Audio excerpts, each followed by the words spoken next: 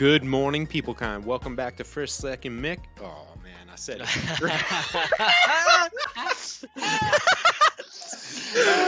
Holy shit. We can probably just cut it, right? Like, does it We're matter? not cutting it. You know we're not going to. Try again. Come on, buddy. You can do this. Good morning, people kind. Welcome back to Fresh, Slick, and Mick, the world's finest modern millennial bro down, coming to you remotely from the COVID crisis of 2020. I am your host, Fresh Montana. The shit's in my blood like a red bandana. I got my brothers, Mitchy Slick and Pope Mickey the First. How y'all doing tonight, boys? Not too bad. Kind I'm of doing absolutely terrible. averagely terrible. No, absolutely. Oh, absolutely. Oh, that's worse. Why are you doing absolutely terrible?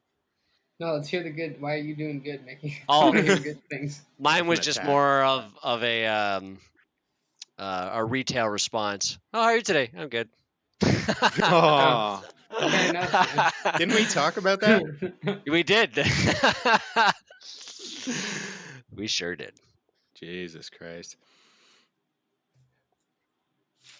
But yeah, other than that, like, I'm not bad. I'm okay. Today was kind of like a blasé day. The weather was beautiful, which was nice, but other than stepping out into the backyard, putting my toes in the grass, and coming back in, that was pretty much it. Yeah, that's not too bad, man. It's not bad. I didn't even touch grass today. I refuse to believe that. Well, not grass that grows on the lawn. Yeah, The I don't know. other- I the also good kind did of not grass. spend much time Yeah. outside, Yeah. despite it being absolutely beautiful today. I think I was just feeling lazy. Nothing wrong with that. Enjoy your lazy days because they may be limited, or they might go on for another fucking year. Who the hell knows? Oh, Jesus Christ. Well, we don't, and that's why we're trying to dive into more interesting topics that we've traditionally talked about. So let's just get right into it, boys. We are very fortunate in the midst of this crisis to, well, first of all, to live where we do. Honestly, I talk to Americans Sure. every single day, and it's fucking depressing. Well, actually, what are they saying? What are they saying over there, the Americans? Well, there's a lot of people who have complete income insecurity right now, and their one-time $1,200 stimulus check is going to pay, one grocery bill and one mortgage payment because they got a house full of kids to feed. Yeah. Fuck. That I couldn't imagine the fear of literally losing everything because your own government has decided to go, your sacrifice will be for the betterment of the economy. Good job. Yeah, and they literally said that. So I mean, I'm just counting my lucky stars here, but also in terms of where we were fortunate enough to be born, we have a lot of things at our disposal that a lot of places in the world don't have. Clean water being right at the top of the list. Canada has the largest percentage of fresh water in the world. I think it's about 9%, and we have something like 0.5% of the world's population. It might actually be 0.05%. So we're pretty well set up on the fresh water front. Which is, again, like you said, kind of fucking lucky stars on that one. Actually, you know what? I think I know this answer, but I'm just going to ask, see if you guys managed to come across it in your research. What does it mean exactly by fresh water? Like, really exactly, like I can just go from stream to my mouth, or what? No, fresh water just means there's no salt. Yeah, Clean unsalinated water is. Oh, okay. Just Yeah. my understanding was exactly that. It's just it wasn't fresh water. It wasn't salt water. Excuse me. Yeah. It's more so for that. Yeah. I mean, all the water in my house is fresh Yeah, but we water. are, What up, baby? Oh, what's up?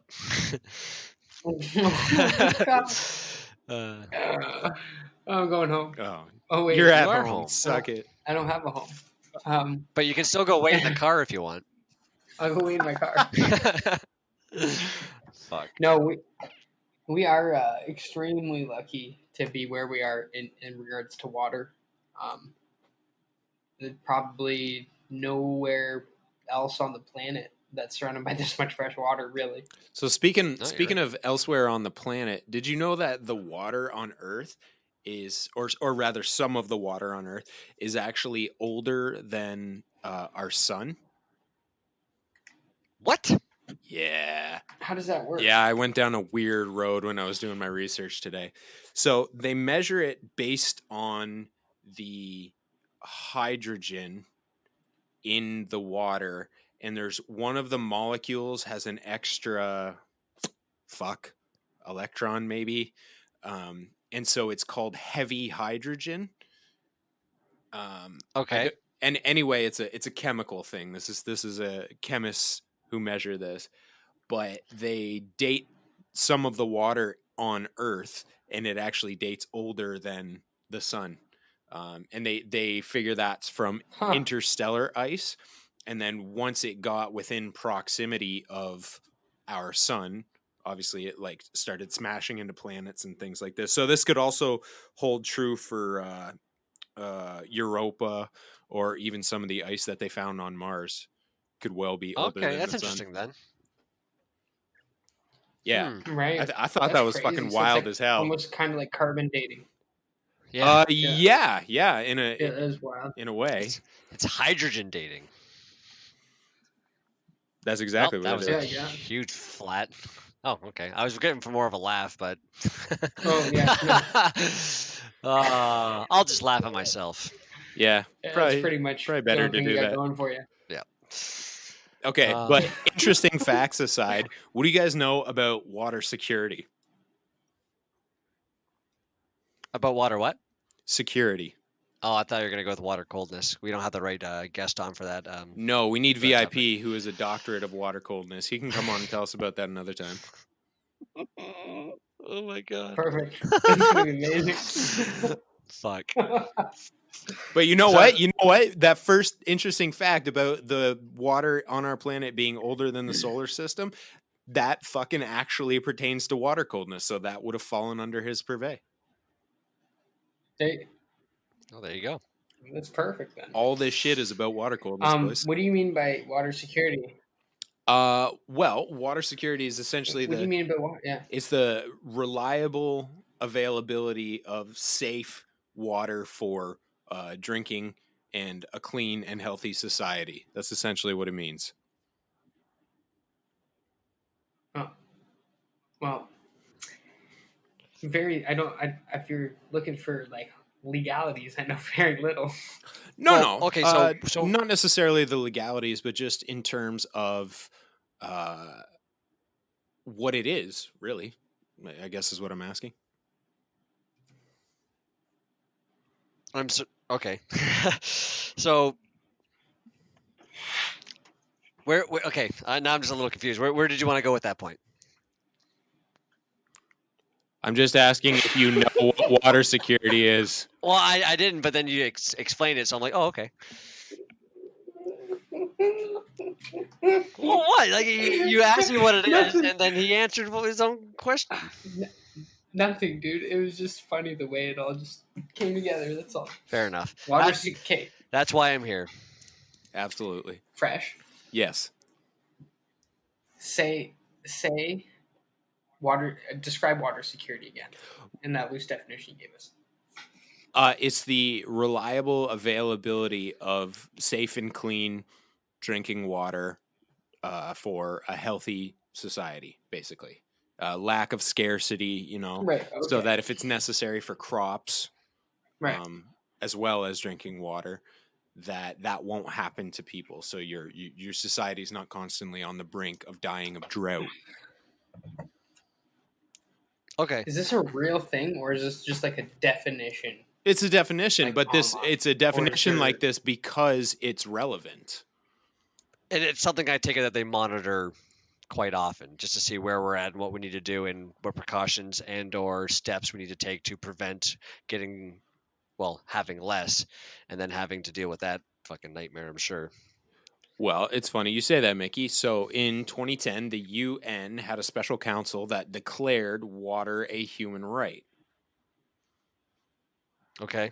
So extrapolating from that, it means that, and it's a great thing to do that. It's great to say, like, all right, everybody should have clean drinking water. Cool, fine. Seems simple to say, especially to us here and now. But the UN, by approving that notion, then essentially makes a lot of its member nations criminals because they don't have that. Okay, that's interesting. Yeah, And it's almost like. Sorry, go ahead. Well, no, go ahead, man. I was gonna say it's almost like a way of saying like thoughts and prayers. Oh, okay, that's a good sentiment, but what are you gonna do about it? Oh, nothing really. Oh, okay, well done. We made it a human right for these areas, but everywhere else can essentially go fuck themselves. Well, no, that's absolutely not what it's like. It's a standard. It's setting a bar. Oh, okay. Thoughts and prayers literally don't do anything. Well, I know, but I'm just saying, but by setting that standard and nobody else follows it, it's just like, okay, well then, again, it's a point that should be made. Like, thank God that we are very lucky and fortunate enough to have that here. But if you're gonna do it, again, I don't know to what degree that they are policing that, but maybe what are they doing outside of the countries that decided that no, we don't agree with you, we don't believe that it's a human right, or the corporations. You are literally derailing the train. I'm trying to get out of the station here. Okay, okay. No, anyway, the whole point of discussing what water security is and whether or not it's a human right is to then say, well, who should it be available to, right? And the answer is everyone. So when you set that standard, then you make it so that people have to abide by this. It's sort of like setting a goal, right? Okay. Yeah. All right, So I like that. It's not to say that, hey, you're all a bunch of fucking hypocrites, because that's sort of a useless thing for a giant international body to do. Yes, absolutely. Slick, are you still with us here? Yeah, man. I'm just listening. Oh, okay. Sorry, you haven't spoken much. Anyway. Yeah, I know. I was enjoying what you guys were doing. Yeah. Okay. Cool. So, all that to say, giant corporations are big dirty bastards, and water being essentially the most valuable resource on the planet, even more than oil, believe it or not. Blasphemy. I know. Is scarce in some places, and as such, where there is scarcity, there is value. So you have companies that come in and try to privatize what we have deemed an essential human right. Yeah. And so it gets kind of ugly from there, in North America, obviously in America, where capitalism is the rampant and dominating factor. We've got a lot of different cases, but across the world, where you might think it might not be as bad, there are in fact American corporations who just run wild over these other countries that don't have nearly as much oversight. So it gets pretty scary, and it gets pretty infuriating. And so today we're just going to talk a little bit about that water privatization. Yeah, man. It's like the more I think about this topic, the scarier it is. It's a weird topic to even think. Like, it sounds like a fiction book. You know that the Dr. Seuss. What one's that? Where they sell bottled air or whatever? Is that Dr. Seuss? Yeah, that was the fuck. The Lorax. The Lorax movie. Thank you, Christ. Can't remember it. It's kind of like that. It seems like a really silly topic, and then you start researching it, and you just unveil all these horrors. It's terrible. Well, on just on the Lorax alone, did you guys watch the original? Yes. Like it was a shorter. What? Yeah, they even then are commenting on they actually touch on the state of drinking water. Oh, in that original Lorax, I don't remember that. Yeah, it's like a one quick scene, like a little fish is coming out of the water. You're like, you think this is bad? You should see Lake Blank. I can't remember which one it is. It's one of the ones that we are surrounded by. But I'm like, holy fuck! This show came out what, like the 70s or something like that. Let me check that real quick while you guys confer on that. That's crazy. But yeah, it seems almost surreal that people are just bottling water and then selling it to you. But how they do it's even worse. Okay, so let me ask you guys this. And everybody be honest. We're going to have a no judgment zone, not a no flex zone. Just a no judgment zone. Okay. Oh, okay. Do you guys buy and use bottled water? Yes. I do not buy it, but I use it because my father buys it, and I live at home because I'm POS, and then I drink bottled water sometimes because I suck and I'm lazy and depressed, and it's convenient that it's there. Oh, well, So yes. that's not very inspirational. Well, to play on what Slick just said, I also do very seldom, but I do drink bubbly water or carbonated water. I like to focus on glass bottles preferably, but I do also have the Soda Stream now, and I've been slowly weaning myself off of the ease of a bottle of water and taking the extra 10 seconds to make it myself. Okay, but I'm not talking Nice. about I will even say- anything that's a modified Well- product. Let's exempt all of that right now. I'm talking about like just plain ass water, Mickey. Do you drink that from a bottle that you buy at a store? No. Then I'll say no. Okay. Okay, well, hold on. I only drink water bottles at home. Since I've been during this quarantine, I'm with my girlfriend, right? So I have not touched a plastic bottle in, the length I've been here. So it's purely out of laziness.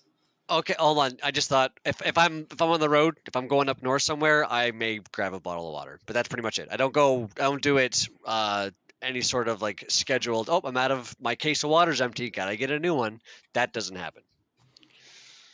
Yeah, I've always found that very strange. I grew up in a household where we always had 2 pitchers of water in the fridge. We had a Brita, and then we would fill this big porcelain pitcher with the Brita, and then refill the Brita. So we always had tons of fresh filtered water. But I mean, we didn't even really need it.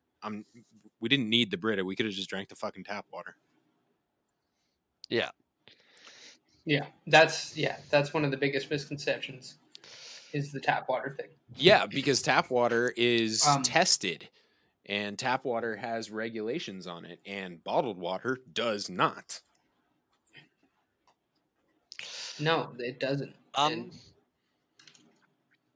Well, I mean, I think it depends where you're pumping from.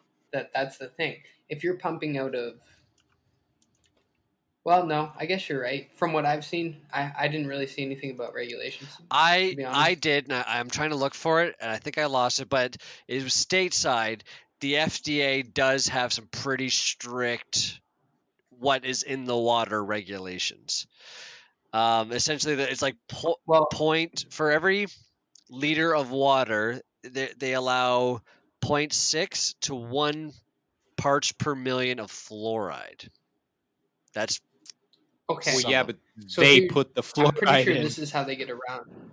yeah, they do got to. Yeah, that's how they get around it. They pump the water, they distill it, and then they put their own concoction Yes. in it of minerals and everything. And they probably do it to FDA standards. Exactly. Yeah. So that would be the way they probably regulate the water. But tap water is different.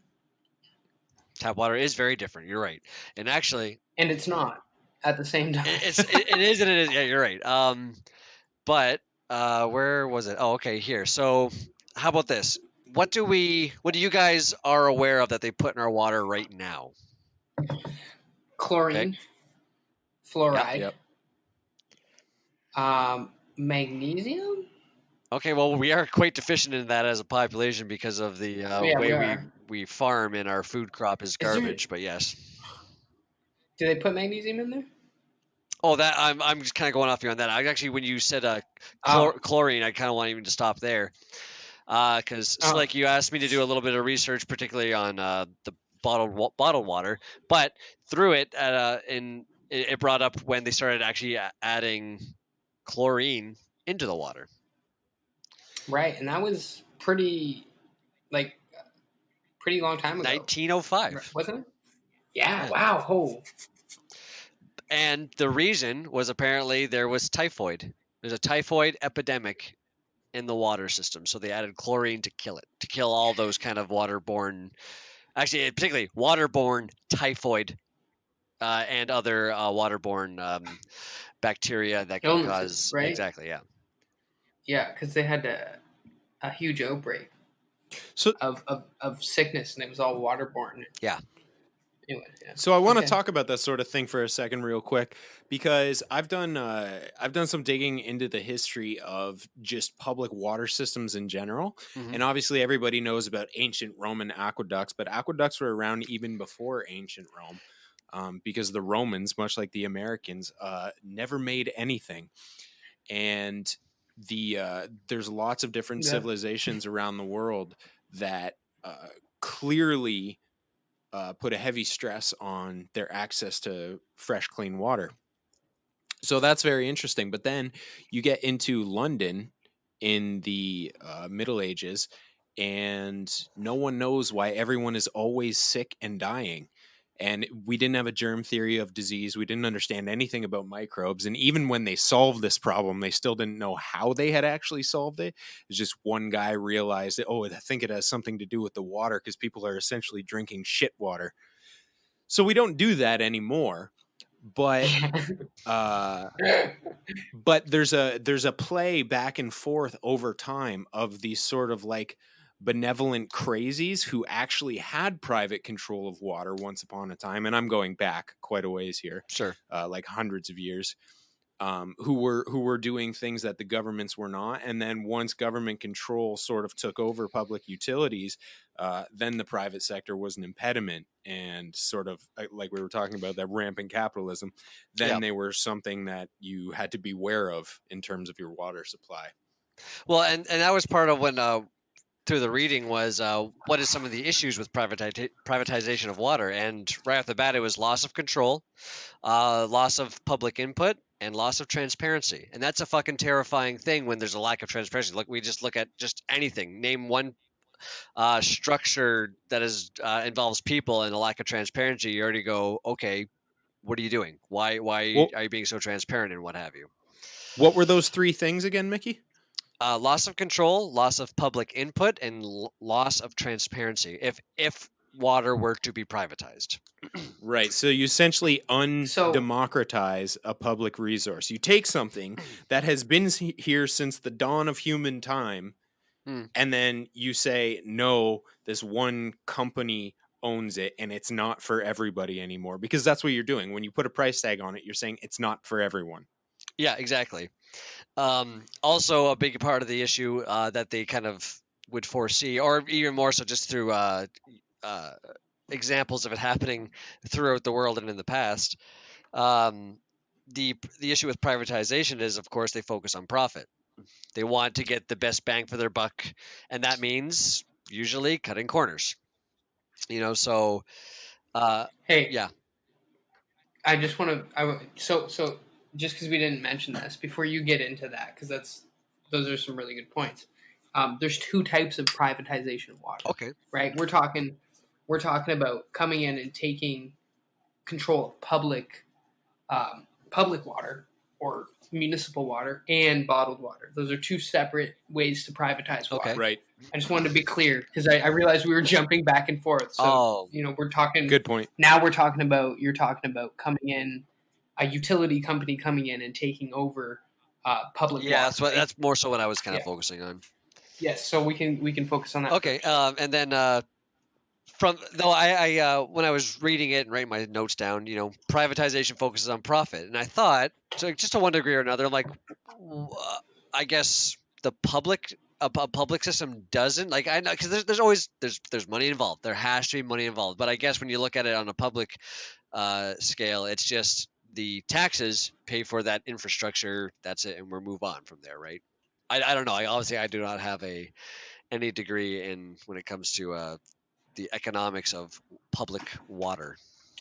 Well, no, but the interesting thing about that, Mickey, is and I don't know every in and out of this, but I do, read the news. And whenever something like that gets privatized, the delivery methods, for example, like let's say tomorrow they flipped the water supply in Windsor. So suddenly the Detroit River is owned by fucking, I don't know, Matty Maroon. Why not? He owns everything else. And we had to pay them for our water. The delivery systems like pipes and everything that would still be on taxes. So it was kind of like, well, what the fuck are we paying for? Oh, I see. That happens every time something like that Probably, yeah. happens. That pisses me off. So you can get it, or you can do it reverse, right? You could put it the pipes would be on Maddie, the delivery, and then the actual pumping and filtering could still be on municipal. Either or, you're still kind of getting F. Yeah, exactly. The point is you're now paying a higher rate and the tax didn't go away. It would be different if it was one or the other, but personally, I would always rather pay a tax because then there's public oversight. No, I agree.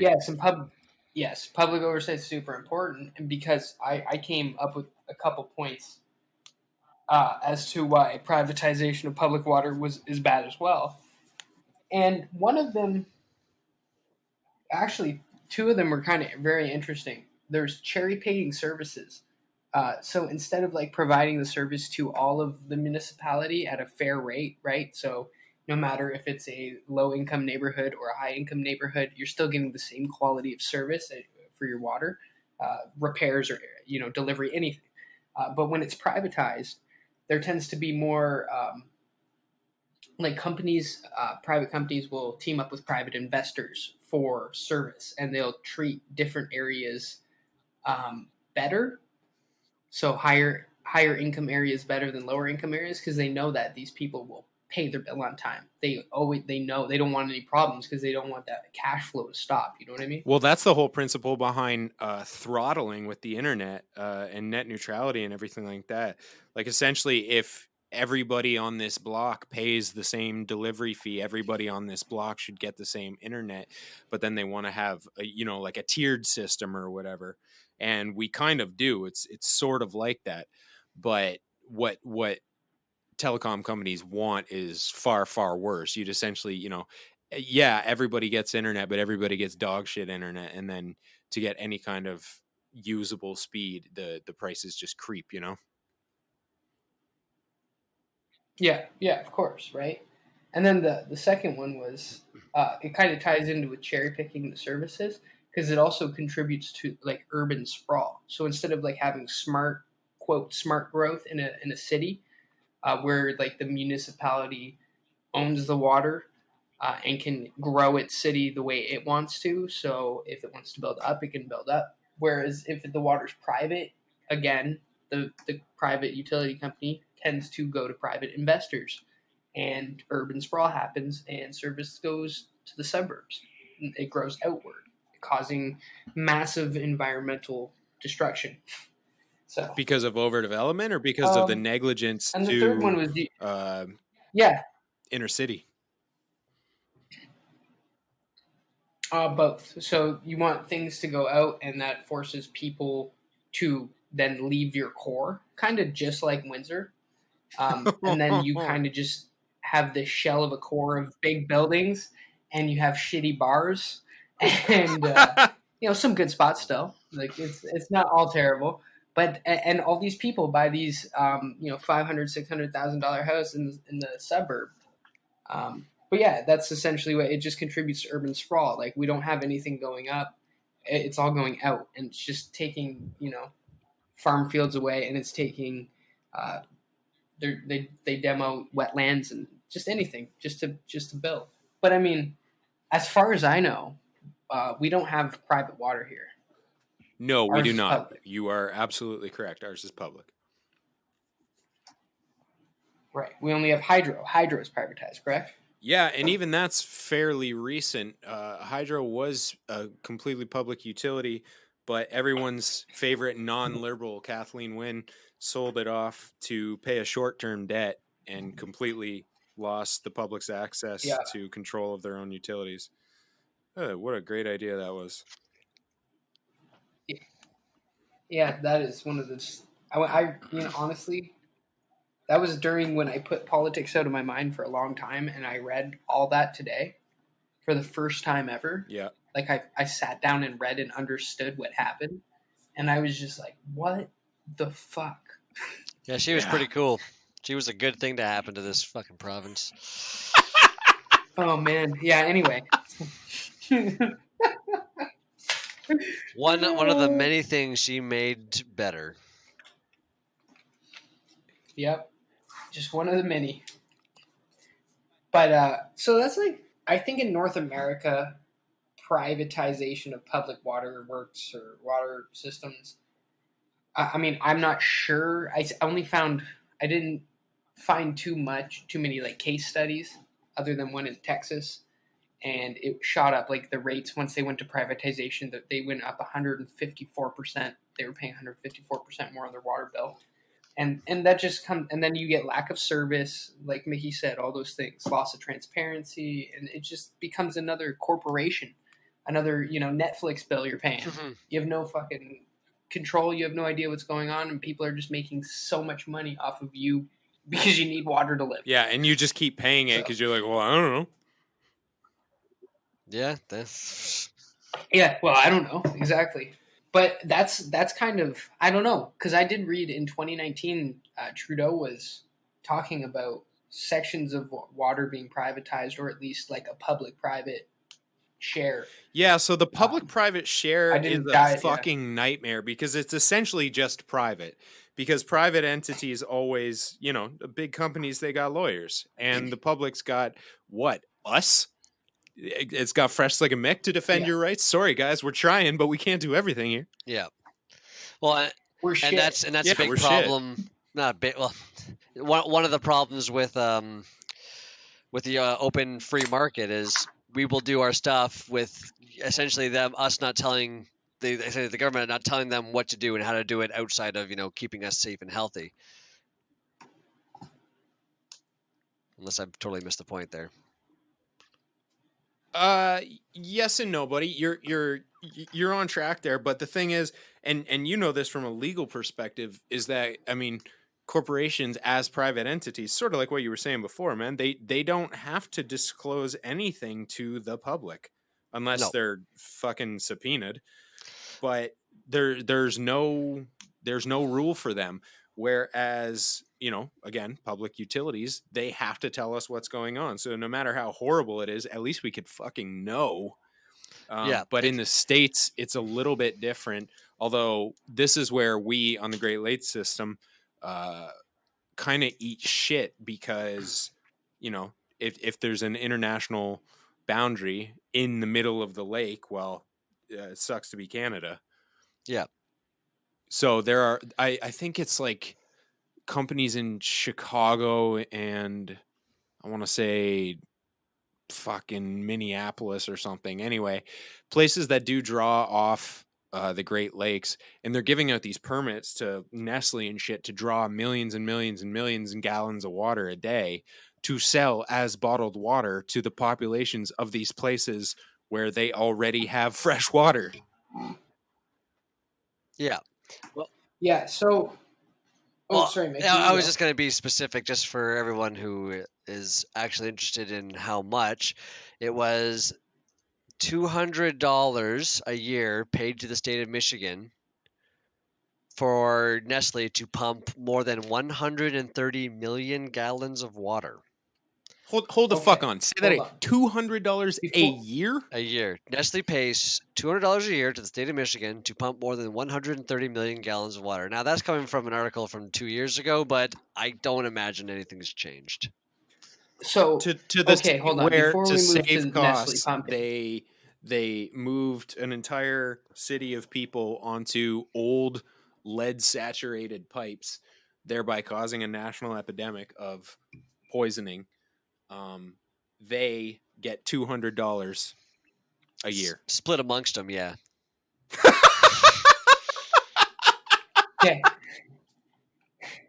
See, and the thing is though, and this is the shit that we don't see. How did this agreement come to fruition? Because Okay. So really, any person with a soul or a conscience would look if say Nestle came to you guys and said, "I'll give you $200 a year to completely decimate your fresh water supplies." You'd say no. okay. Who's getting Hold on. paid Hold on. here? Hold Okay, on. hold on, Mickey. Hold the Slick's fucking got some words. hold the fucking phone before we get into the bottling of water. Okay, because we missed a huge transitional point here. We did. Before we even talk about the atrocities that are happening, like literally like 200 kilometers away from us. The morals and ethics, is it morally wrong to privatize the public system of water, guys? Do you think it's morally and ethically wrong to do so? Go ahead, Mickey. I would say yes, but I'm just gonna kind of amend it a little bit. I just think it's morally wrong to privatize water. Right. Okay. That's fair. Okay. Fresh.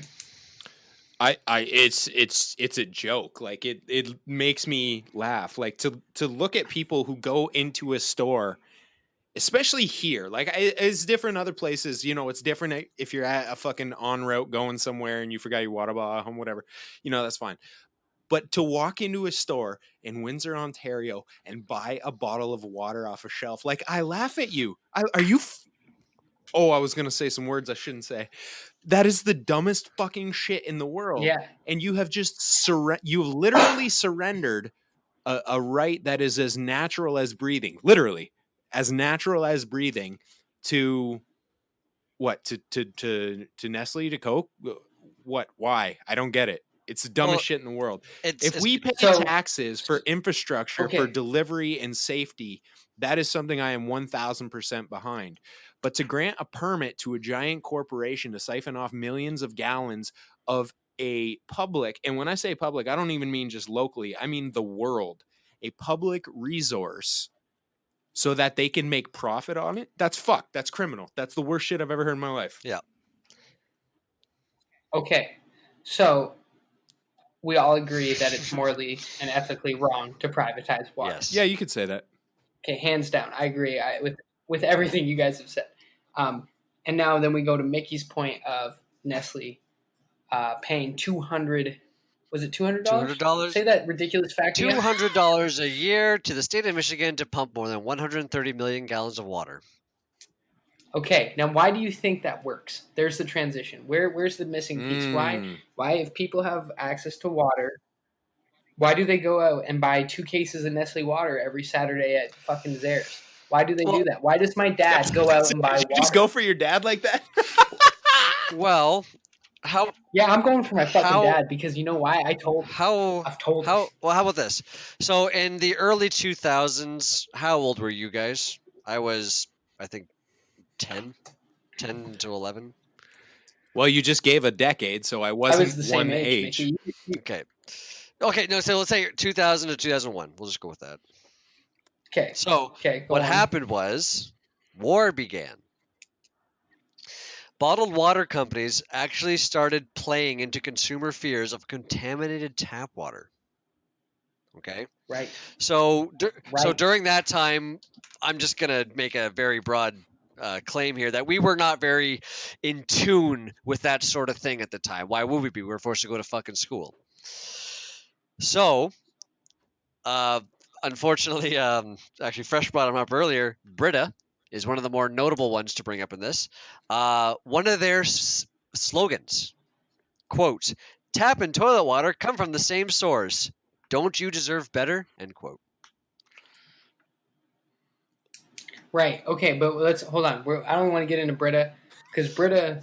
No. I got no beef with Brita. I got no beef with Brita. My point of not necessarily to I got beef with Brita. Oh shit! What don't I know about Brita?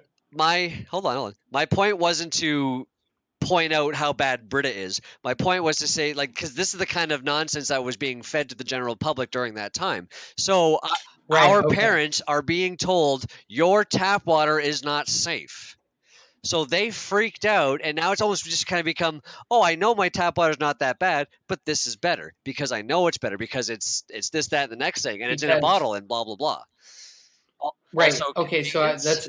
I'm sorry, it plays. that's honestly that's what it is. That's, you nailed it, dude. It's trust in government. We, as we continue to grow as a society, we continue to have less and less trust in our government, and less trust in our public works and our supply of fresh water. And that's why people, they assume because it comes from a corporation, it literally says safe on it. Some bottles like safe distilled filtered water. They know it's safe, so they go and buy it. And when you have tragedies like Flint, Michigan, in a first world, the richest country in the world, and people have lead poisoning, why would you trust any government? Well, did you Right? were you guys listening to the radio probably about maybe a year after the whole shit was happening in Flint, Michigan? What was coming on the radio? Like a commercial for Nestle? Yeah, because Nestle took over. Well, Dude, what? So what was happening was people were getting pissed because they're going, people are starting to ask questions. Why is this happening? And blah blah blah blah blah. So what happened was Nestle tried to essentially stop that. Essentially, the line of questioning coming to them, which it eventually did, but they tried to stop it in its tracks by putting this promotional um, commercial out of this. I remember it was an elderly black woman going, I don't know. I'm going to paraphrase. Excuse me on this one, but she essentially goes, Please people don't keep do the coming voice. going at.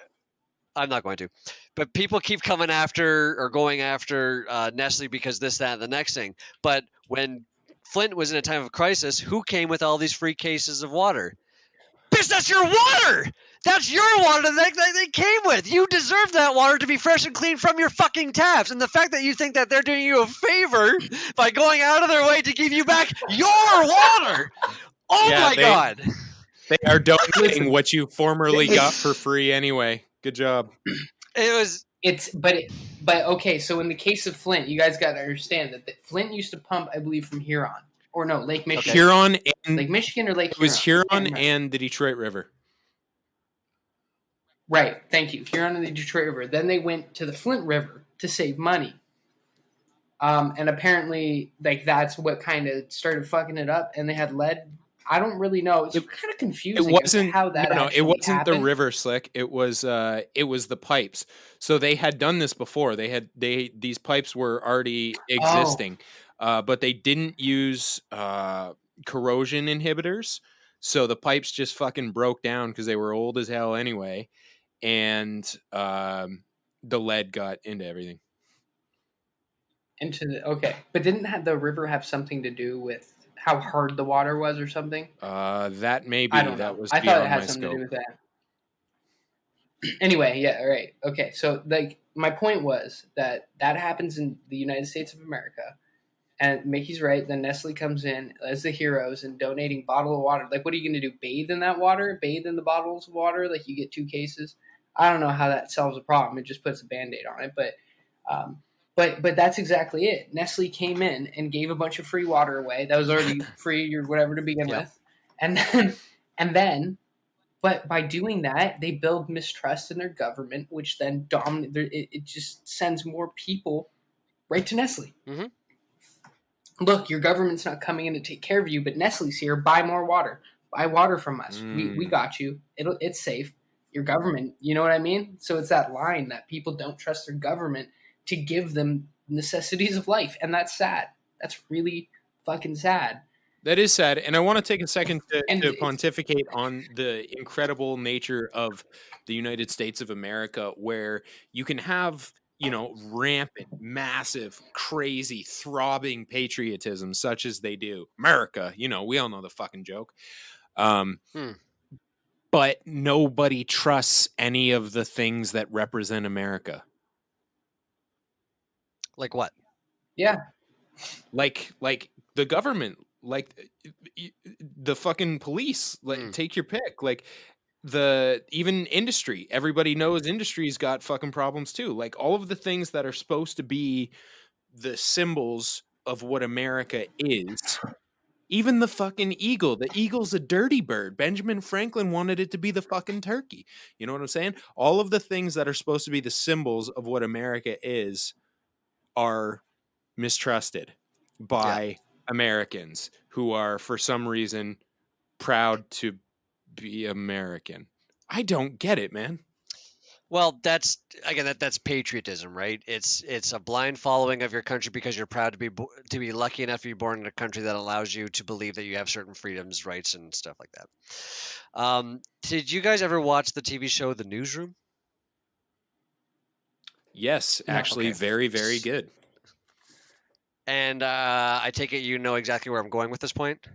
Yes, but please make it. So there was a panel, and they were asked why they think America is the greatest country on the planet, and the actor Jeff Daniels just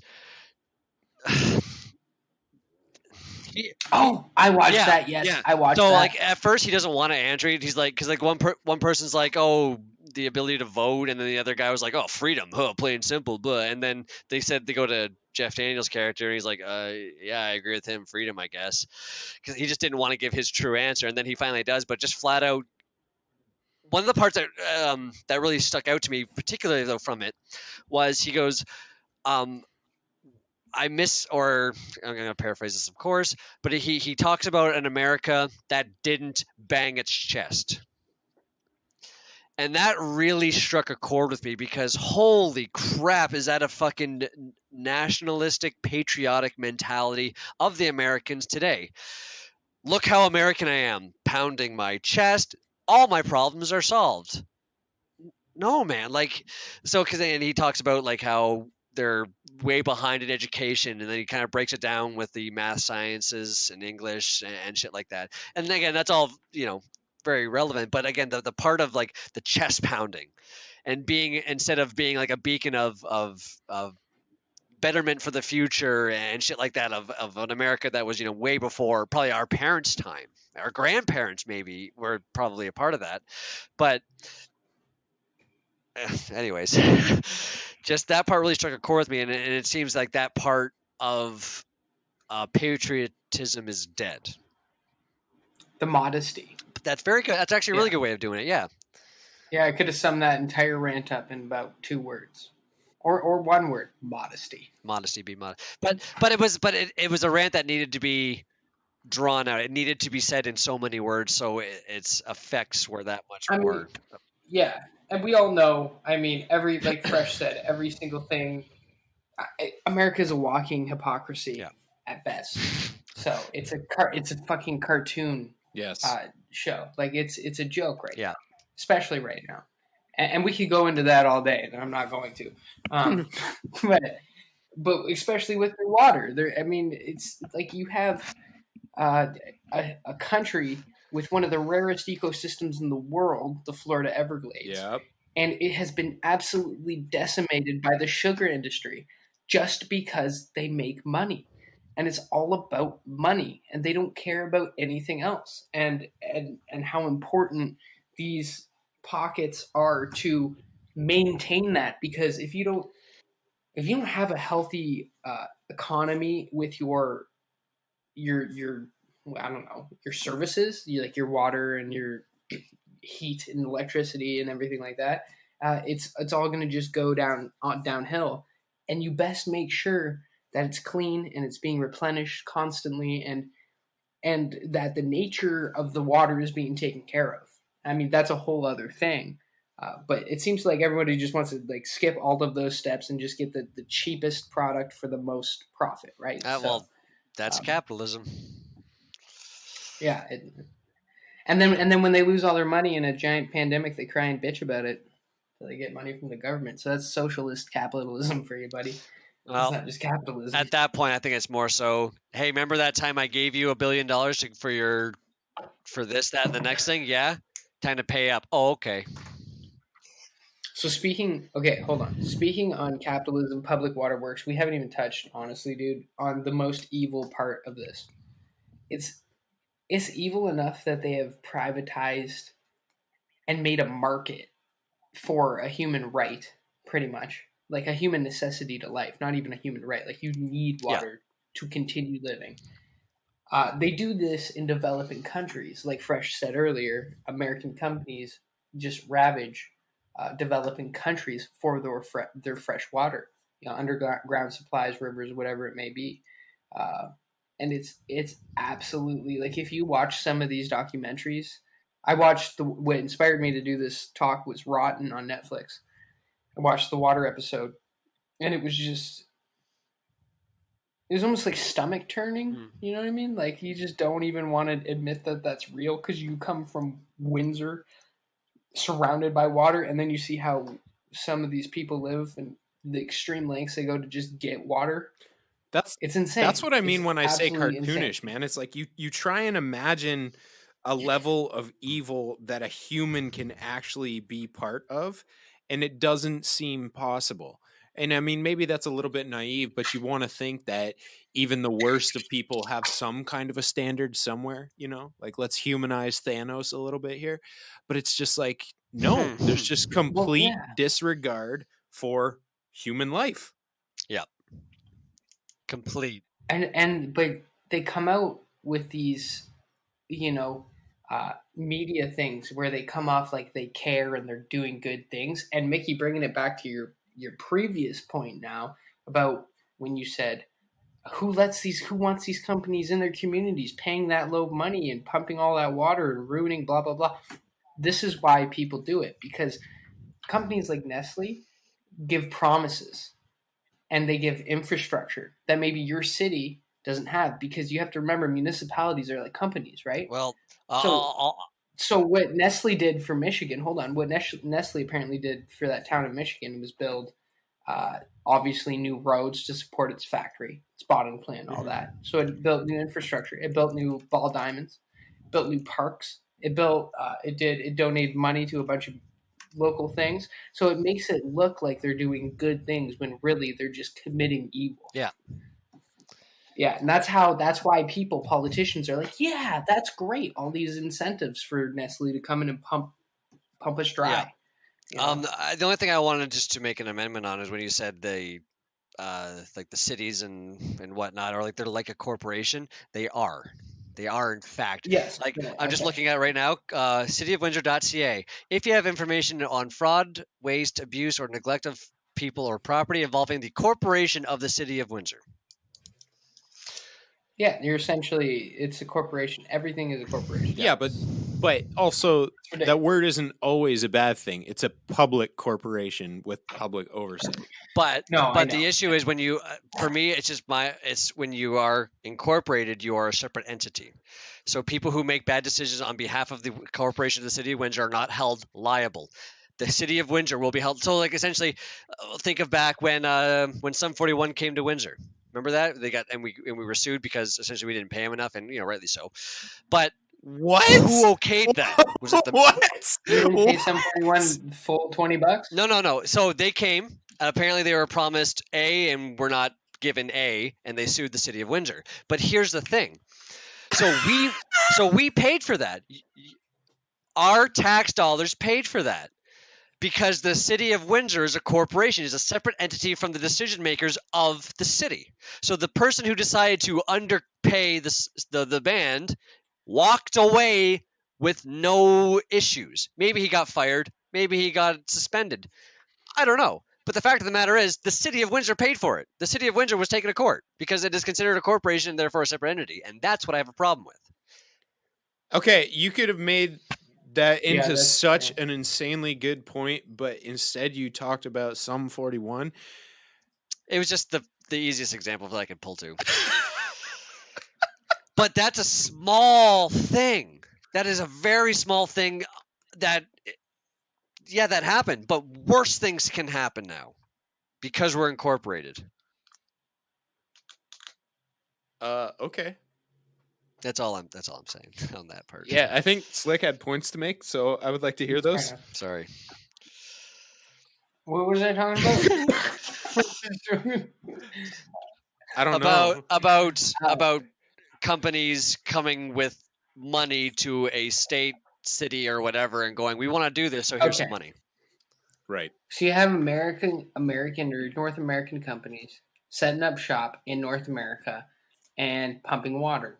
And they get away with it by calling it, spring water, purified water, mineral water, sparkling bottled water, all this shit. And in order for it to be called natural spring water, it just has to come from underground, and that aquifer or aqueduct has to be fed by a stream that was fed by a natural spring somewhere down the line.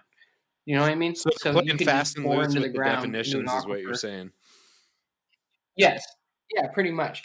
So they've realized what these companies have done. People don't think about this. Well, at least a lot of people don't think about it. But you got to remember, there's a psychological aspect to all business, and especially water. They have made it sexy. They have made it appealing. They have made it reasonably cheap when you look at things compared to other things. Do you know what I mean? So, like, compared to pop, water's reasonably cheap in the supermarket.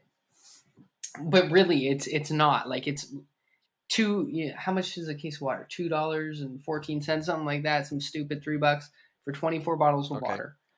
Where I think you could buy they said you could buy a water bottle for $1.95, drink it, and then you could fill that water bottle 10,000 more times. I don't even know. 10,000 more times, or for 10,000 days, and that was the equivalent you're paying out of your tap for that one water bottle. It's such an astronaut. It's almost like telecom, sending a text message and charging you 10 cents a text when it costs point zero zero zero zero 0.0000. It's the same thing with water. They have now like psychologically brainwashed us into the convenience, the laziness. They've taken advantage of laziness, the cleanliness. They've just completely taken over and give you this product. Okay, so answer me this question, Slick. Because everything you're saying to me right now sounds completely fucking insane. Am I out of touch? Yeah. Do I just not understand how people work, like, as far as this shit goes? What do you mean? I mean, like, I can't fathom that. Like I said, I was raised in a house that drank tap water. I drank fucking well water before they moved city water out to the county. Like, I've never ever done this. It seems insane to me. And even just to look at the amount of plastic in one case of water makes me fucking shudder. Well, I can actually comment on how much plastic bottle waste there is in there a second, but just to kind of answer your question there, Fresh, how or why and stuff like that. Hey, people thought Trump was a good idea. Those people buy bottled water. This is the thing, man. When I was doing the research Slick asked me to do, I came up on one in 2012. The U.S. annual consumption of bottled water was 9.67 billion gallons.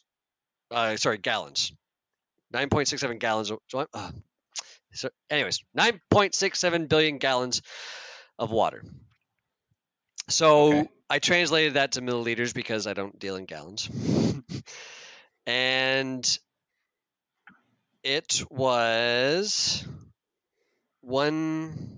Nope, I skipped a step. Anyways, I wanted to focus on how many bottles of water, and I just focused it on 500 milliliter bottles.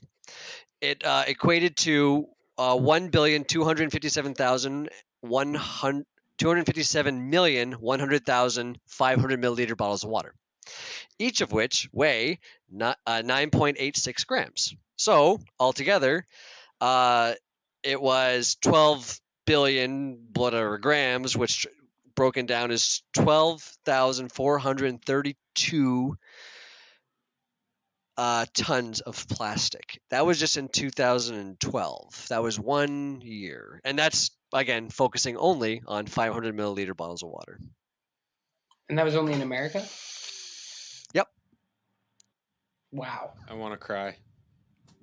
Also, just a little fun fact, it takes 1.32 liters of water to make 1 liter of water.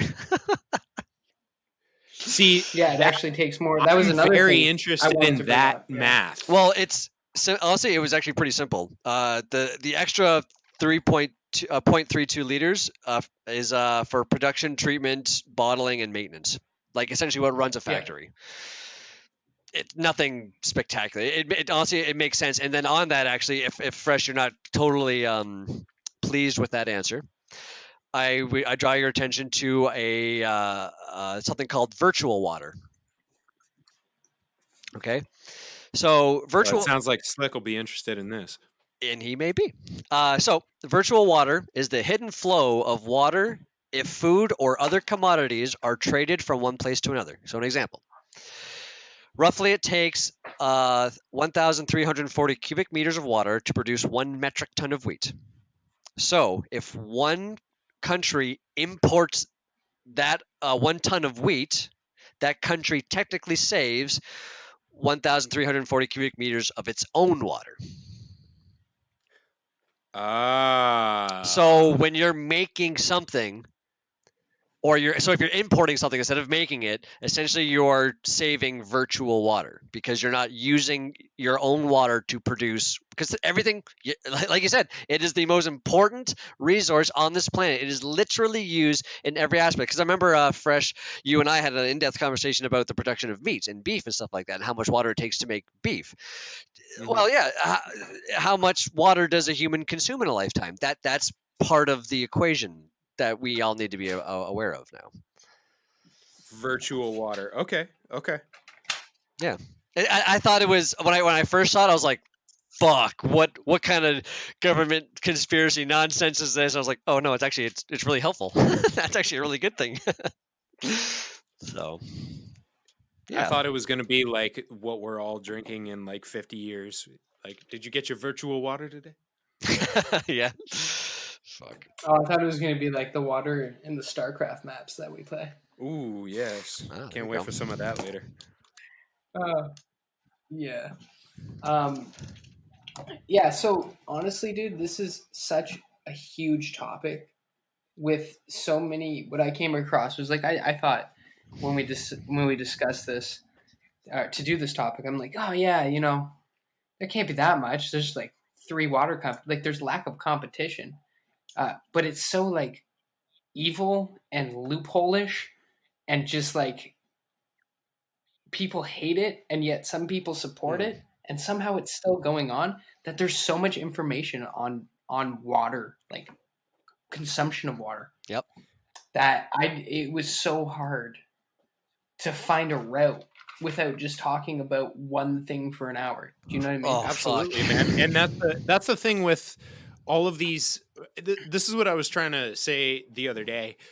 The basic aspects of our life Mhm. are things that we don't even think about, and there are worlds behind them. Absolute like legends of stories. Like just it's incomprehensible how much there is to all this stuff just for us to fucking turn the tap on. Yep. Like, think about this.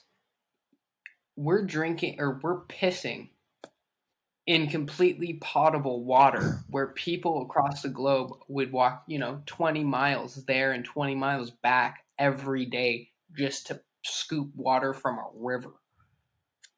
Yeah. That's insanity. You talk about what are these companies doing? They're making billions. I think it's pointed at the water industry, the privatized water industry, bottling and everything, is pointed at like $31 billion.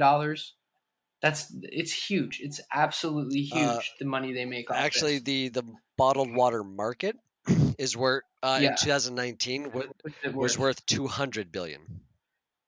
Oh my god, that's way worse. Maybe it was just Nestle that It I could was have thinking been. of was Nestle 31 This billion. in 2018, Nestle made 7.8 just Nestle water. 7.8 right. billion. Not as the company. Yeah. Just So yeah, this is like the insanity. market. It's also expected to grow to 350 billion, but personally, I think we may have already hit that mark because of the pandemic. Yeah, probably. I mean, it's just insane. It's insanity, dude. It's crazy. And to me, if I own these companies, I'd want to be, an OG. I'd want to go in and be like, yo, your entire continent needs some drinking water. I'm gonna build plants because I'm real. Like, why is no one doing that? I mean, I know people are doing that. Well, There are like select people going in and like making the shit happen in these developing countries. But like, I just don't get it. I know that they're making insane amounts of money, but at the same time, you've done your job brainwashing people. Even if you give these people running access to running fresh, clean water, they're probably still going to buy your shit. I Like, I can't seem to find the article I had, but they were talking about if so essentially they talk about people getting the access to the water. So it was 1 in 9 people don't have access to clean water, and that equates to about 844 million people. They were saying economists saying if we were able to get water to everybody, that the actual world economy would boom at the low end, $60 billion, just for giving everybody clean fucking water. Everybody gets more money. I like so just to almost add to your points, like why the fuck aren't they doing this? dude, like I've said before, it's just if you want to have a healthy economic society, you give your people healthcare, water, school, or any type of education, really, and it's the basic necessities. A UBI, so you can invest in your economy. It just doesn't make any sense. So it's obviously these lobbyists and these giant corporations that are trying to keep this like niche pocket and make it like uh, like a running shoe. Like it's not a fucking running shoe, man. You're not making anything. You're making pollution. Yep. That's all you're doing. You're literally making a plastic bottle that isn't going to break down for hundreds of years. You're bottling the water from the ground that people are already drinking and selling it back to Yep. them. Well, It's evil. that's the It's a difference. fucking crime. It is a fucking crime. It is a fucking crime because if you state it in certain ways, everyone would gasp and say, "Oh my god, that's fucking horrific." What if food was literally unavailable except from certain sources? Yeah. And just like in places where places in the states where it's illegal to save rainwater, Which let's say it I was was just going to say that. let's say it was fucking illegal to grow your own food, but you couldn't afford to buy any food. I know it's a slightly extreme hypothetical, but not that extreme. well, And then they come along and say, you have to get it Mhm. from us or you can't get it at all. You just killed someone. yep. Yeah. Yeah, you literally it's insane. It's you can't even wrap your head around it. And it's probably I have such a hard time wrapping my head around these things because of like you said, Fresh man, where we're from, our location on the globe. It's never been an issue. We don't think about it. We fucking go swim in the biggest freshwater basin on the planet, and you just don't think about that kind of shit. So it's so hard to wrap your head around the massive scale of how evil privatization of water is and just bottling of water in general. Because not only are you creating a massive fortune off brainwashing people, but you're killing the world and taking zero responsibility. Not we're talking about plastic pollution, but what about runoff that they probably pump into these rivers in developing countries with no regulations? Even in the United States, during this pandemic, they're taking a bunch of environmental regulations away from manufacturers, so it's easier for them to produce. They've loosened the rules, and the runoff and the pump of the access, water from probably creating the plastic bottles just goes back into the river, and they don't care. They don't give a fuck. No. It's insane. Whew. Yeah, I couldn't have said it better myself, man. It honestly it makes you want to cry, but it also makes you want to scream. So, do you want to hear about a couple fucking things that have actually happened, like a couple of specific cases? Sure. Okay, I hold would on one love second. to. Sure. I got to turn the light on because Wait, I can't read my notes. are these more? Are they what's like? Are these? Is this like horrible, like bad news cases or good news cases? Oh, nothing but horrible bad news, baby. That's all we got. That's a very sad thing to think. Perfect. That's a sad thing to think of in general. It's like, oh, I got some news on water. Any good news? Nope. No, none. Well, I can give you a little bit I of got good news, but it's not one that's good. it's not anything crazy. It's just you know, there are people working and doing charitable work in small villages all across the third world to help people get water, you know. And I'm proud to sponsor one of those efforts, but there's a lot more that none of us have ever even heard of. So you can always take part in that. All right. That's a good positive to take from that. Okay, now let me ruin your day. All right. I got a good positive. Oh, Okay, ruin my day. No, hold on a No, second. Go no, ahead. I'll Go make ahead. it Go better. ahead. Okay? All right. The one cool thing that I found was the Bill Gates poop water machine in Africa, and pretty much he can. What is it? Captivating the feet of drinking water that had been raw sewage just 5 minutes earlier. So essentially, this thing will take the raw sewage, drag it into a plant. It'll squeeze the water out, or it'll dry it out somehow. I'm pretty sure it squeezes the water out, and then it burns the sewage, the leftover solid waste, boils the water. The water creates steam as it's being boiled. The steam then provides electricity to power the plant and actually some of the city it's Very in. cool. And then the water, in turn, the boiled water, the condensation, gets put through a series of filters, and then you just turn the tap on and you drink poop water. And Bill Gates did it, bro. He went there and he didn't Obama Flint, Michigan it, you know, where he just touched his lips to the water. You guys ever see that? No. No. Oh, dude, watch that clip. Obama visited Flint after they said the pipes were good, and when he takes a sip of water, he doesn't even drink it. It just touches his lips. Oh. Which is sketchy.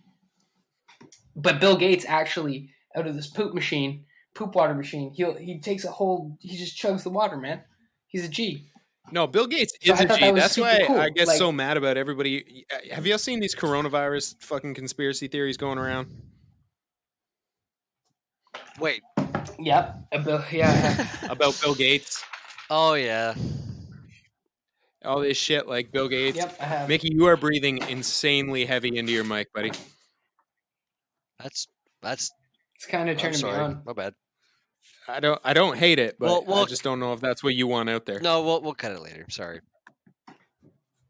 Anyway, You're fine. yeah, you're Keep good. going. You're good, man. Anyway, so people are saying like Bill Gates is trying to like I don't know, fucking poison the world with his coronavirus vaccine that he wants to give free to countries who can't fucking afford the medicine. And here he is, this man out here drinking poop water. Like, fucking round of applause for Bill Gates. I'm sure Yeah, he's drinking poop water. I'm sure he's done his crimes in his time, but like he's trying. Yeah. He's doing more than Jeff Bezos. Jeff Bezos just added another $25 billion to his wealth. But he keeps firing his employees for wanting sick pay. Oh my god, what again, like he's like a cartoon. Like you just think, oh, well, he probably does some good things. Nope, nothing. No, he's literally Lex Luthor. 100%. Got the bald head and everything. Yeah. That guy's evil as fuck. Amazing. And it's so hard not to support Amazon. Yeah, it's true. Well, all right. Well, let me give you some of these historical cases of water privatization. Perfect. Ruin my whole fucking night. Ruin your whole fucking night. That'll be later when we lose on StarCraft. Perfect. Okay. So, just last year, a Chinese company who bottles in the Queensland region of Australia bought the rights to pump water and send it to a bottling factory outside of the region. Why is this significant? That they want to pump millions of gallons of water a day? Well, Queensland is perpetually in a drought, and they are siphoning off everything from the natural groundwater and aquifers. Yeah. I read that one. You read that one? Okay, well here's another one. Here's one of the big ones because it was in a movie. It was in two movies actually. One called The Corporation and one called Water Wars that I watched when I was in school. And it happened in Bolivia. a place called Cochabamba. I don't know if I'm saying that right, Whoa. but it was in 99 2000, and the city's municipal water was privatized. The price was jacked up. The company was a joint venture between a couple different firms, one of which was obviously an American multinational, Bechtel. I don't know if I'm saying that right. So people's rates in this case were raised to $20 a month, which is like, we're like, yeah, that's not much different than I pay. But we're talking about Bolivia, which is borderline third world, and most of those people who were paying that amount, they live off around $100 a month. Oh, Yeah, so that wow. water bill was more than their food bill for the month. Right. Yeah. Rainwater was privatized. That's How can? wait, was that there? This in Bolivia? is all in the same case. Yeah. Okay, all right. Yeah. I know, Mickey. It's just it boggles the mind.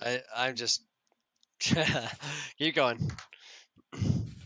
Well, anyway, that one actually ended well.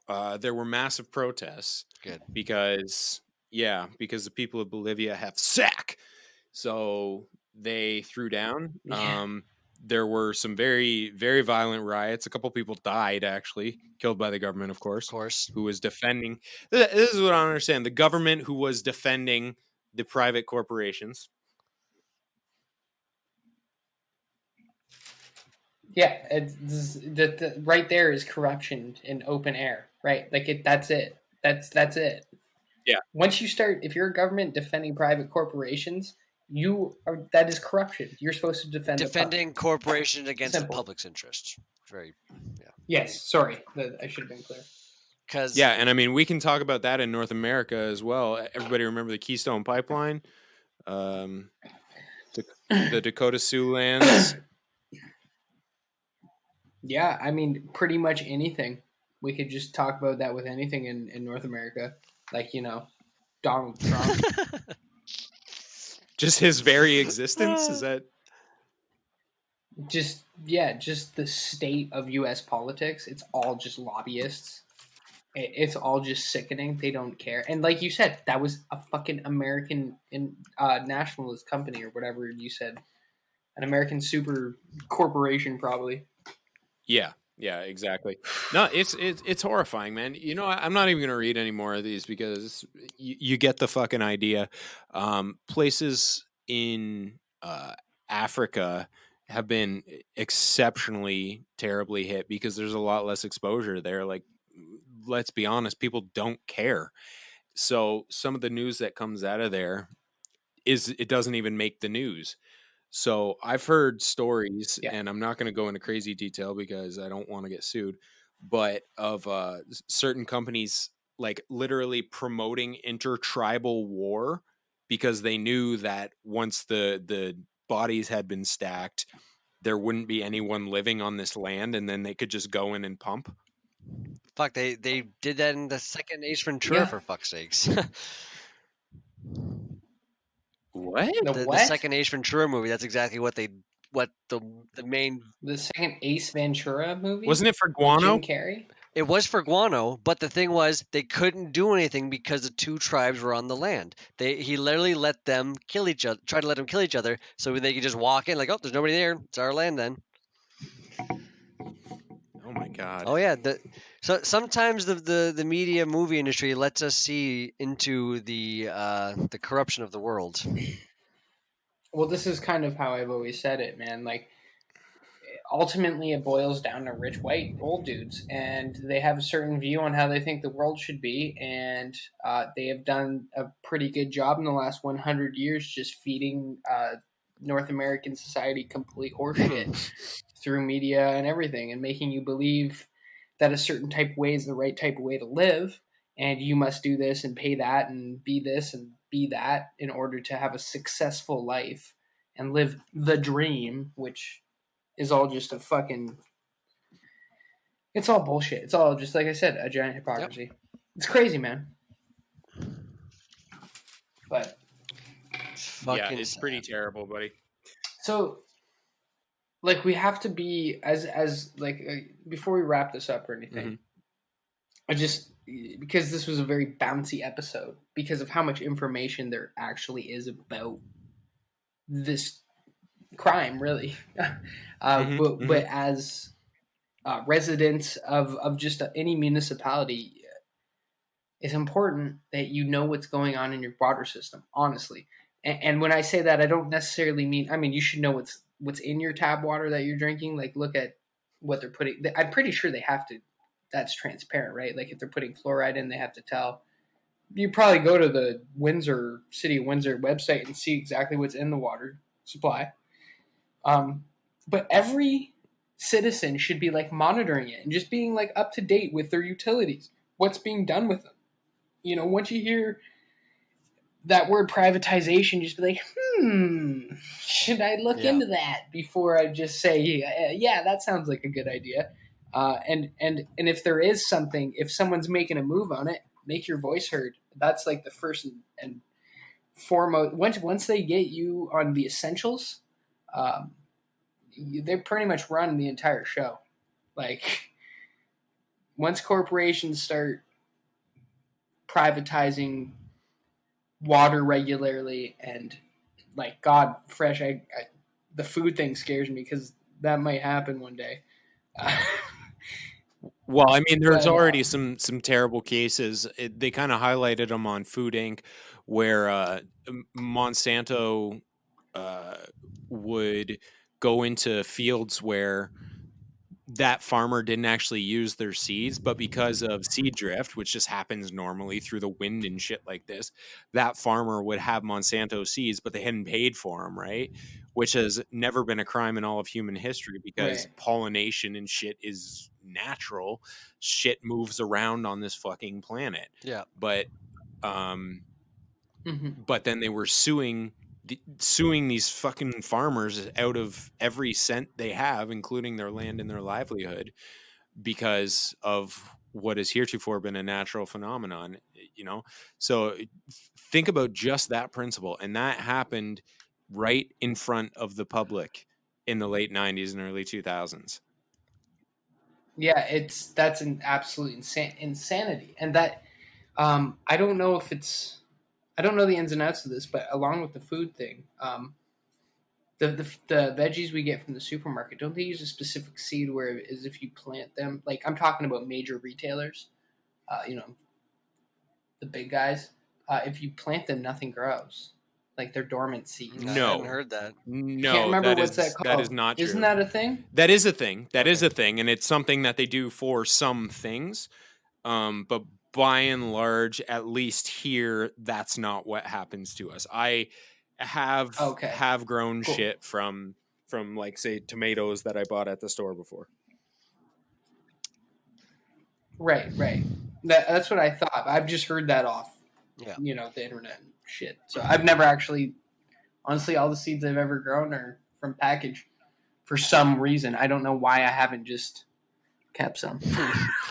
Well, on your point, Slick, of you know, keeping your ear to the ground, and when you hear privatize or corporation, blah blah blah, you start asking your questions.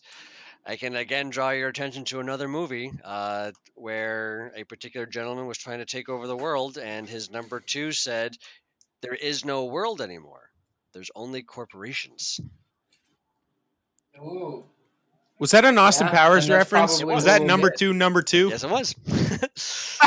Yeah, it was. But how fucking true is it today? Yeah, man. I mean, it's crazy. We're living almost a dystopian.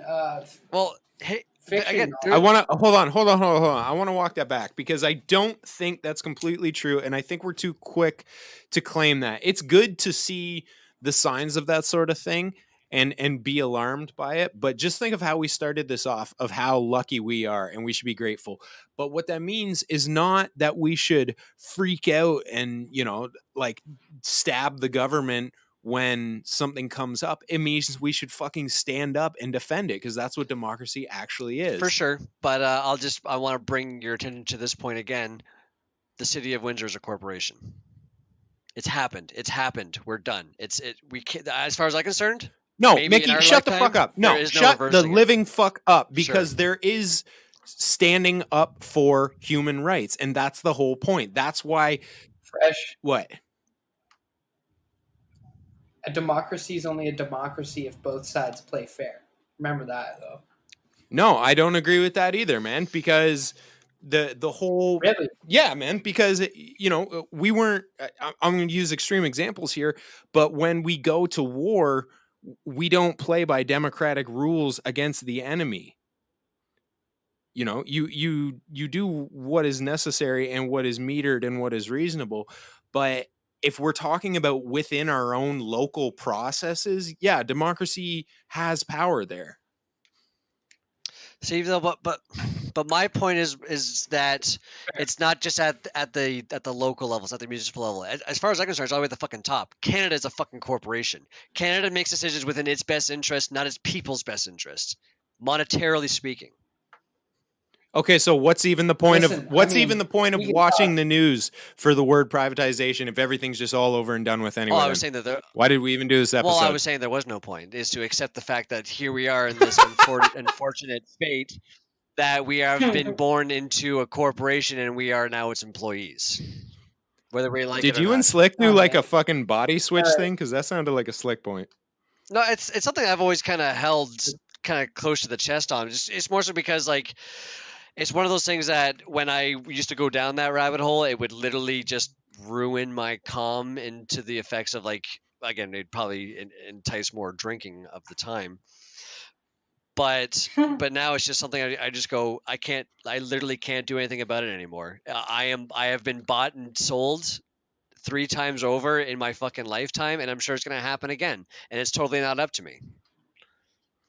But Seaman, I don't even think that you believe that. I think you're being defeatist, because if you talk about, for example, the choices that we can make about water, for example, right? Everything we've said today, don't buy bottled water, and if you can have small influences on the people around you, well, that's how real fucking change occurs. I'm not dismissing that I have the to one degree or another freedom of choice for what I decide to do for myself. That I fully embrace. I love that I can go, today I'm going to do this, tomorrow I'm going to do this. I'm going to one degree or another choose where I want to work. I'm not dismissing those freedoms whatsoever. I'm just talking about on the big picture when it comes down to like, okay, democracy. What democracy? It's only fair. It's only works when both sides are playing fair. I very much agree with that point. It's absolutely the case. It's What's also in the certain other side? Pardon me? You said when both sides are playing fair. What's the other side? There's only one side.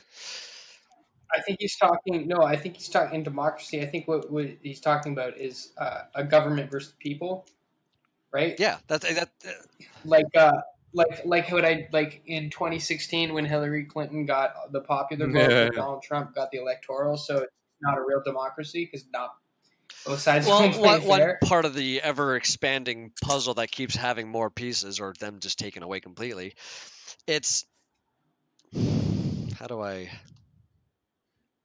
I don't want to say it's a full defeatist mentality, Fresh. I totally get what you mean. Like I'm not giving up on life. I'm just giving up on the idea that they're there for my best interest, and the electoral process has a better gives me an insurance policy that I tried to make the right choice, and therefore that's something that I can take to the grave with me when the society completely crumbles around me and I'm left stranded because everybody who fed the government to get to their position is sitting pretty because the government is allowing them to sit pretty.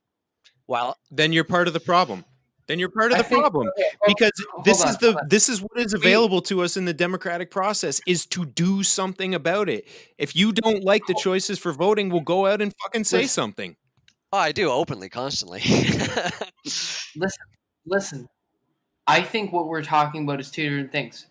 I understood what Fresh said because Fresh is talking at a local level, probably a smaller level. I'm talking at every level. Like you said, making. Oh no, I don't agree with you at all.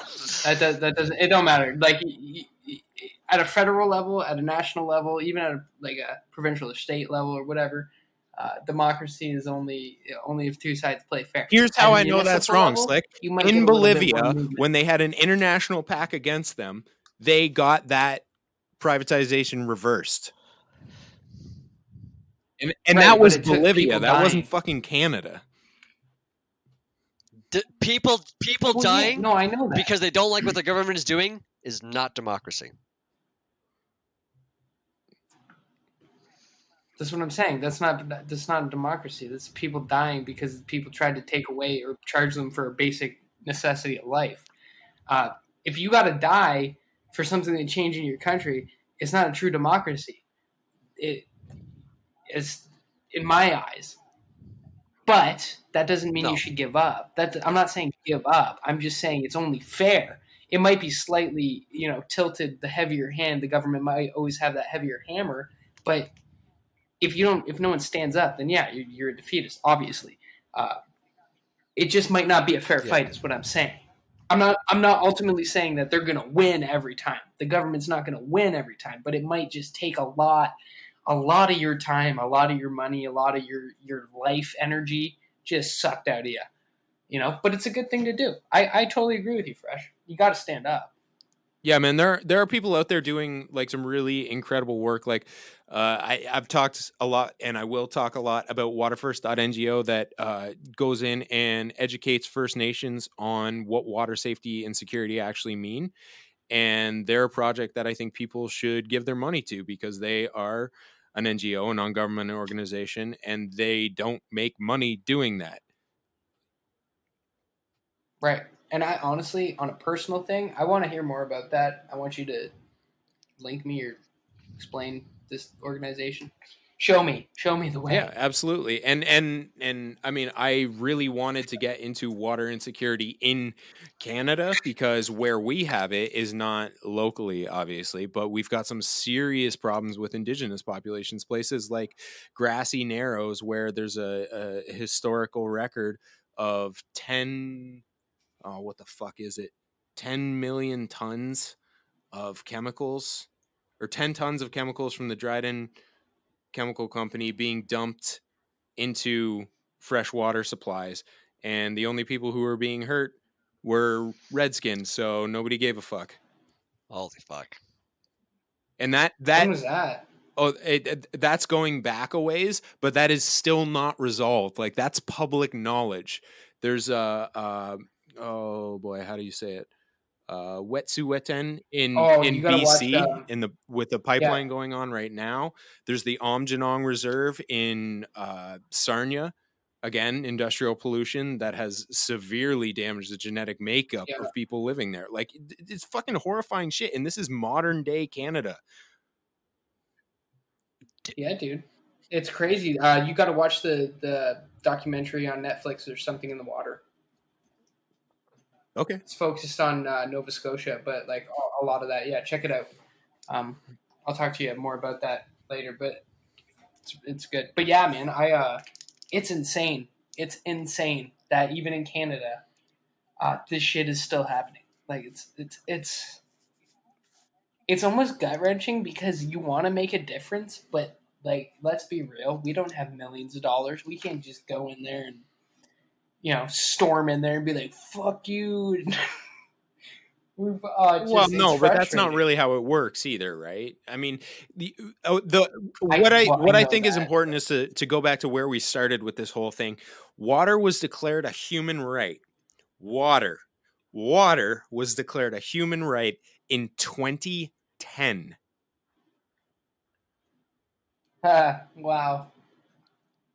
Right. So every time we think that we got some fucking shit, I want everybody to stop and reflect on that and work forward from that point. Not from fucking Tesla solar shingles, although I'm all about it and everything Elon Musk does.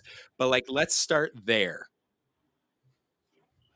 Yeah, that's a great starting point. Fuck. Well, I'm done talking about this. But I mean, we can get a lot more into lots of different aspects of water safety and security. Interesting facts about water. The fact that we have explored more of Mars surface than we have of the ocean on Earth. Right. And I mean, we can always talk about, I want to get into, if we do another one on water, uh, how it affects agriculture, like monoculture and agriculture, the waste of water plus the runoff, and what goes into our freshwater supply from that, the watersheds. Super important that a lot of people don't even think about. They don't think about this shit, right? They just be like, water, it's kind of clear, that's fine. And the pollution in our Great Lakes alone, and obviously, like, I want to focus on the Great Lakes because we're right here. So it just popped in my head. We're talking about pollution and water runoff and stuff like that.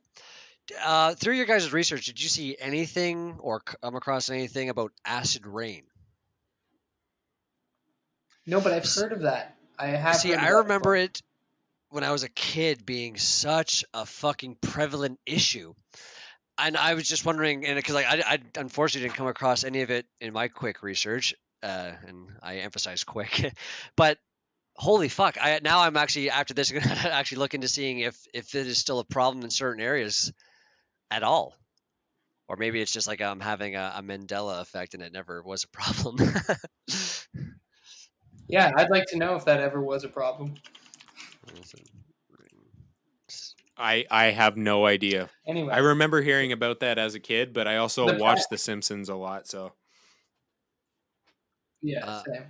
The privatization aspect of water is, I mean, if anyone who is potentially still listening to this point, hey, wants this to is a dig short into episode for us. this water thing, yeah, true. Um, it's a daunting task. I'm not gonna lie. To get answers and to understand, like, it's not like a tree, right? It didn't start as a seed and grow upward, and you can just follow the branches and you'll find a leaf. It's just like this complex interweaving of bullshit after loophole after bullshit after lobbyist after Oh, it's a nightmare to. So I'm not trying to discourage anyone from looking it up, but be prepared to spend a couple hours. Well, be prepared to spend a couple hours and be prepared to never look at anything the same. And ultimately, I hope that's what people do if they hear any or all of this. You know what I mean? You were talking about that website, slickfoodandwaterwatch.org. That's a good place to start. Yeah, it kind of just summarizes a lot of the facts I got there. Are possible situations municipalities or countries or whatever could get into. And if you start seeing these patterns, man, like that's when you do what Fresh said and you step up and make your voice be heard, because you need transparency. You need that. You got to rely on your government for some aspects. They might be fucking you over with a tax or not taxing the wealthy. They're definitely doing that. But I mean, they got to take care of something, right? And hopefully they do it with water. I don't know. I agree there. Acid rain was a very prevalent issue in the 60s and 70s, but it's not as big of a problem as it was. It's still a bit of a problem today, but not as bad. And Okay, thank you, Pope Nick. so what? Yeah, well, and just to be a more clear on the acid part, the water molecules in the clouds pick up sulfur dioxide, nitrogen dioxide, and carbon dioxide, making it acidic. So it's not like acid rain, like you know, No, it's just just like its pH is it's off. pH off, but it fucks up forests. Like, so imagine you have a forest and it rains on top of it, and all the leaves fucking die. Acid rain. Right. So. Okay, interesting. Anyway, there's so much shit to talk about with water, so we'll definitely do a couple more. Yeah, I just don't want anyone to hear this and feel more completely desperate, because I firmly believe, and this is my mentality on everything, that it's those, as Mickey would say, small attainable goals. The personal changes that you make that ultimately cause greater societal change. I think people can look at you and see that you aren't living a life that looks exactly like we're told to, and be like, oh shit, that is doable. And then from there, it grows and it expands. And honestly, during this whole fucking COVID-19 shit, the world's going to be probably a lot different after this, and during. And this is, all the stuff that kind of was that we just kind of talked about, maybe even won't exist after this. Maybe there will be things put in place to prevent these things, because it all just might kind of get looked at on a big picture scale after this is completely done with, because of the effects. So you never know where it's going to be after this too. Um, it could be a more positive route. Well, that's what globalization has really done to the picture of the world, man. And if you consider that, okay, so we're talking about water safety and security in Canada specifically, and then we're talking about it in Africa or in specific environments in the States. But now look at the global picture, because everything is intertwined, and we realize that now. What happens when one ecosystem fails completely? Completely. Like, it's done. What happens when the Everglades fucking dry up because Nestle has bottled it all? It'll be a problem for the state and the municipalities that surround it. No. Fuck you, It'll Mickey. cause a domino. And first of all, Nestle isn't bottling the Everglades; it's the sugar cane industry. But still, regardless, you're right. If that shit gets actually what they did in Florida, it's really fucked up. They actually sectioned off parts of the Everglades and made it an agricultural haven with like channels going through it to feed the water from one of the the biggest freshwater water lake in Florida. So essentially, that lake would drain into the Gulf through a huge wetland called the Everglades, and they literally chunked it off. So yeah, if that ecosystem fails, if we're using that as an example, the domino effect will happen, and then you'll start seeing ecosystems at other parts of the world fail. It's a huge spot for migratory birds, right? Yep. So that's going to have an effect from birds all over North America and South America that migrate and use that for anything, a stoppage, a passage, whatever. And that's just the tip of the iceberg. And so much, like, I think what you're saying is, ecosystems are kind of like corporations, right? I assume is where you're going with that.